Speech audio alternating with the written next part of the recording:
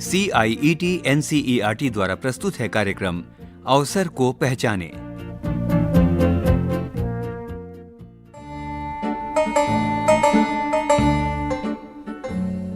नमस्कार साथियों, प्रेरक कथाओं की इस श्रृंखला में आपका स्वागत है। नमस्कार साथियों, जैसा कि आप जानते हैं, हम इस श्रृंखला में हर बार आपके लिए रोचक कहानियों और घटनाओं को लेकर आते हैं और साथ ही आपको जानकारी भी देते हैं दुनिया के भिन्न भिन्न देशों की। आज हम आपके साथ साझा करेंगे स्पेन की एक प्रेरक घटना। तो आइए सबसे पहले जानकारी लेते हैं स्पेन की।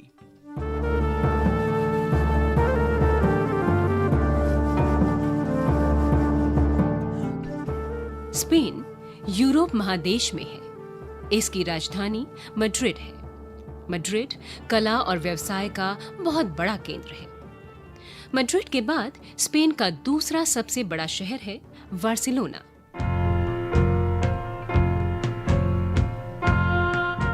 यहाँ की राष्ट्रीय भाषा है स्पेनिश और मुद्रा है यूरो। यदि खेलों की बात करें तो यहाँ के मुख्य खेल हैं बुल फाइटिंग और फुटबॉल।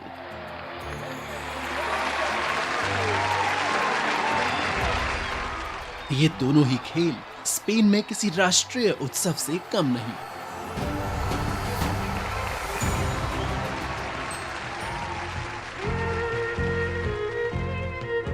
स्पेन संवैधानिक राजतंत्र के तहत संसदीय लोकतंत्र है। स्पेन के मुखिया यहाँ के राजा होते हैं। तो ये हुई स्पेन के बारे में थोड़ी जानकारी। आइए अब सुनते हैं स्पेन की ये प्रेरक घटना।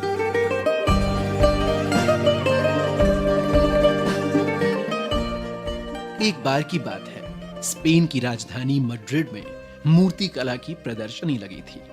बहुत से मूर्तिकारों ने इस प्रदर्शनी में भाग लिया और अपनी अपनी कला का प्रदर्शन किया। सारी मूर्तियां एक से बढ़कर एक थीं।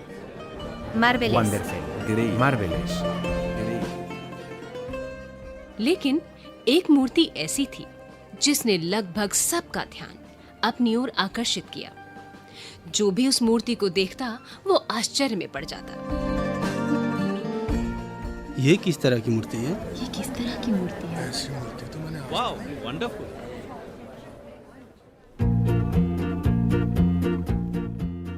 साथियों, आप पूछेंगे कि भला ऐसी कौन सी विशेष बात थी उस मूर्ति में जो उसने प्रदर्शनी में आए सभी लोगों का ध्यान अपनी ओर खींचा। तो चलिए हम बता देते हैं।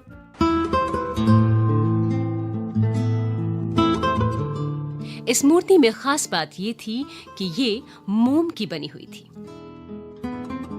और इसका चेहरा बिल्कुल दिखाई नहीं दे रहा था, क्योंकि पूरा चेहरा लंबे लंबे बालों से ढका हुआ था।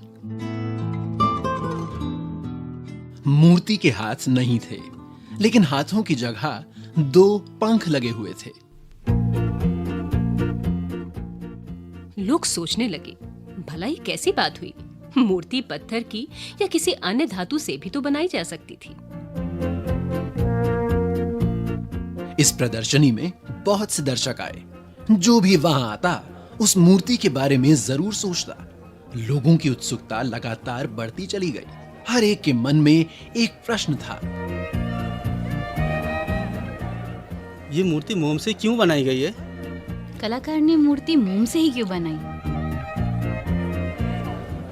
तो हुआ ये कि बहुत से लोग उस पवेलियन में आकर पूछने लगे कि भला ऐसी मूर्ति का क्या मतलब है जो मोम की बनी हो, बालों की वजह से उसका चेहरा भी दिखाई न दे और उसमें पंख लगे हों।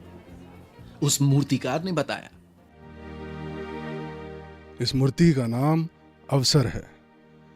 जीवन में अक्सर जब अवसर सामने आता है तो उसका चेहरा हम पहचान नहीं पाते, और जब तक उसे पहचानते हैं तब तक वह पंख फैलाकर उड़ जाता है।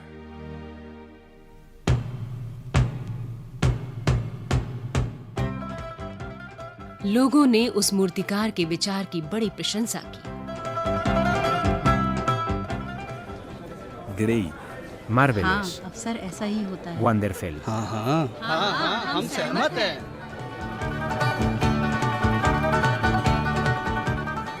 लेकिन एक सवाल अभी भी बाकी था, वो ये कि ये मूर्ति मोम से क्यों बनाई गई है। कलाकार ने बताया, जैसे मोम पिघलता है उसी प्रकार अवसर भी लंबे समय तक बना नहीं रहता, वह भी धीरे धीरे पिघल जाता है, यानी मोम की भांति ही अवसर भी हाथ से निकल जाता है।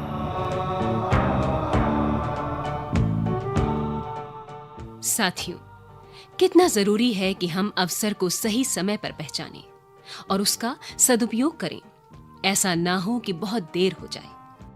किसी ने कहा है,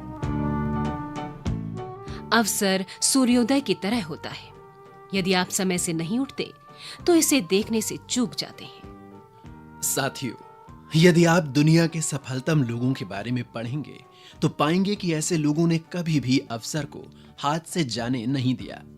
इस संदर्भ में कबीरदास जी का एक बहुत ही प्रचलित और लोकप्रिय दोहा है, काल करे सो आज कर, आज करे सो अब, पल में परलय होएगी, बहुर करेगा कब।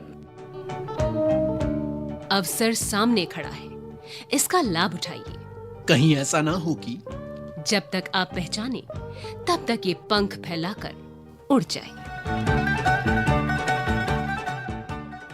अभी आपने सुना कार्यक्रम अवसर को पहचाने।